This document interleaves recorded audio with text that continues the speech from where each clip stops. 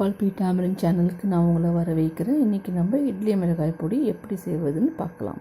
அதுக்கு தேவை பெருங்காயக்கட்டி 1 இன்ச், கடலைப்பருப்பு 200 கிராம், காஞ்ச சிவப்பு மிளகாய் 150 200 கிராம், உளுத்தம் பருப்பு 200 கிராம், கல்லுப்பு 2 டேபிள் ஸ்பூன், 10-15 கொத்து கருவேப்பிலை. கேஸை பற்ற வச்சுக்கலாம். வானொலி அடுப்பு மேலே வச்சு அது நல்லா சூடானதுக்கப்புறம் முதல்ல உளுத்தம் பருப்பை போட்டு நல்லா நம்ம அதை வறுத்தெடுக்கணும்.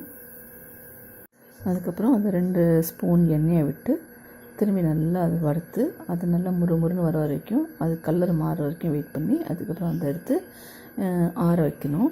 பின்ன திரும்பி வானொலி அடுப்பில் வச்சு அடுத்தது கடலைப்பருப்பை போடணும். இந்த அளவுக்கு நல்லா செவந்து வரணும். அது வரைக்கும் நம்ம வறுக்கணும். அதுக்கப்புறம் அதை எடுத்து நம்ம எதுலையாவது பிளேட்டில் போட்டு அது ஆறதுக்கு வெயிட் பண்ணிவிட்டு அடுப்பை வந்து திரும்பி வானொலியை திருப்பி அடுப்பு மேலே வச்சு கடலைப்பருப்பை போட்டு அதையும் இதே மாதிரி வறுத்துருக்கணும். அதுலேயும் 2 டீஸ்பூன் எண்ணெய் விடணும். அதுவும் ஒரு ஆற வரைக்கும் வெயிட் பண்ணி அதையும் வறுத்தெடுத்து அதையும் இதோடு சேர்த்து ஆற விடணும். அதுக்கப்புறம் நம்ம பெருங்காயத்தை வந்து எண்ணெயில் விட்டு அதையும் வறுக்கணும். ஸோ இது மாதிரி நம்ம எல்லாத்தையுமே எண்ணெயை விட்டு கொஞ்சம் நல்லா முறுமுறுன்னு வறுத்து எடுத்து வச்சு அது கிறிஸ்பாக வரைக்கும் வெயிட் பண்ணணும். ஏன்னா பவுடர் பண்ண போகிறோம் இல்லையா, ஸோ அது நல்லா கிறிஸ்பாகணும். அது வரைக்கும் நம்ம அதை வறுக்கணும். ஸோ எண்ணெய் கொஞ்சம் விடணும். ஸோ எண்ணெயை விட்டு திரும்பி அந்த கடலைப்பருப்பை நல்லா வறுத்தெடுக்கணும். அது கலர் மாற வரைக்கும் வெயிட் பண்ணணும். நல்லா கிறிஸ்பாக வரைக்கும் அதை நல்லா வறுத்தெடுங்க. அப்புறம் அதையும் எடுத்து ஆற வச்சுட்டு திரும்பி வானொலி அடுப்பு மேலே வச்சு பெருங்காயத்துண்டை போட்டு பொரிச்சிடுங்க. அது தேவையான எண்ணெய் விட்டு பொரிங்க. கடலைப்பருப்பை வந்து நல்லா கிறிஸ்பாக வரைக்கும் வெயிட் பண்ணி நம்ம அதையும் எடுத்து வச்சாச்சு. திரும்பி வானொலியை நம்ம வந்து அடுப்பு மேலே வச்சு நம்ம பெருங்காயத்தை எண்ணெயில் விட்டு பொரிக்க போகிறோம். பெருங்காயம் நல்லா கிறிஸ்பாக பொரிஞ்சு வந்தால் தான் பவுடர் ஆகும். அதனால் அது நம்ம பொரிக்க போகிறோம். அஃப்கோர்ஸ் அது வந்து நம்ம வாயுக்காக போடுறது, ஃப்ளேவரும் கொடுக்கும், அப்புறம் வாயு தொந்தரவும் எல்லாம் பார்த்துக்கும். ஏன்னா பருப்பு வகைகள், ஸோ அதுக்காக தான் அது பண்ணுறோம். இதில் வந்து நம்ம வந்து கொப்பரையும் யூஸ் பண்ணிக்கலாம், வெள்ளை எள்ளையும் யூஸ் பண்ணிக்கலாம். ஆனால் நம்ம வந்து ரொம்ப நாள் வச்சுக்கிற மாதிரி இருக்காமல் இருந்துச்சுன்னா அதெல்லாம் யூஸ் பண்ணிக்கலாம். ஏன்னா செக்கு வாசனை வர ஆரம்பிச்சிடும் அந்த மாதிரி. ஸோ அதெல்லாம் யூஸ் பண்ணுறதுக்கு கொஞ்ச நாள் மாத்திரம் யூஸ் பண்ணுறதா இருந்தால் அதெல்லாம் யூஸ் பண்ணிக்கலாம். வெள்ளை எள்ளையும் இதே மாதிரி பண்ணிக்கலாம். அதே மாதிரி தேங்காய் துருவல் வந்து ட்ரையாக பண்ணி அதையும் யூஸ் பண்ணிக்கலாம். அதெல்லாம் இன்னும் டேஸ்ட் கொடுக்கும் தான். ஆனால் வந்து ரொம்ப ஷெல்ஃப் லைஃப் கம்மி. அதனால் ஒரு வாரத்துக்கு ஒருத்தர் மிளகாப்பொடி பண்ணுறவங்க வீட்டில் அது மாதிரி சேர்த்துக்கலாம். மாதக்கணக்கில் பிடிச்சி வைக்கிறவங்க வீட்டில் அதெல்லாம் சேர்க்கறது அவ்வளோ கரெக்டாக இருக்காது. ஸோ ஒவ்வொருத்தங்க வீட்லேயும் ஒவ்வொரு மாதிரி மிளகாப்பொடியோட பொருள் இருக்கும். ஸோ இப்போ நம்ம பெருங்காயத்தையும் கருவேப்பிலையும் வறுத்து வச்சிட்டோம். திருப்பி நம்ம வானொலி அடுப்பில் வச்சு இப்போ மிளகாவை நல்லா வறுக்க போகிறோம். ஸோ அதுக்கு முன்னாடி உப்பையும் நம்ம கொஞ்சம் வறுத்துக்கலாம். ஏன்னா உப்பில் வந்து கொஞ்சம் ஈரத்தன்மை இருக்கும். அதனால நம்ம அதையும் நல்லா வறுத்துக்கிட்டோன்னா பொடிக்கிறதுக்கு வசதியாக இருக்கும். பொடிக்கும் போது ஈஸியாக பொடியும். ஸோ அதனால் அதையும் நம்ம கொஞ்சம் வறுத்துக்கிட்டு, எண்ணெய்லாம் இல்லை, சும்மா வெறும் வானொலியில் ஒரு 2-3 வாட்டி இப்படி வறுத்து எடுத்துட்டிங்கன்னா அதில் இருக்க எண்ணெய் கொஞ்சம் கூட ஈரத்தன்மை போயிடும். அதுக்கப்புறம் மிளகாவை கடைசியாக போட்டு அதையும் நம்ம அதே மாதிரி வறுத்து எடுத்துகிட்டு பின்ன அதுலேயே 2 ஸ்பூன் எண்ணெயை விட்டு அதையும் நம்ம வறுத்து கிறிஸ்பாக்கினதுக்கப்புறம் அதையும் எடுத்து போட்டு எல்லாத்தையும் ஆற வச்சதுக்கப்புறம் நம்ம பிடிக்க போகிறோம்.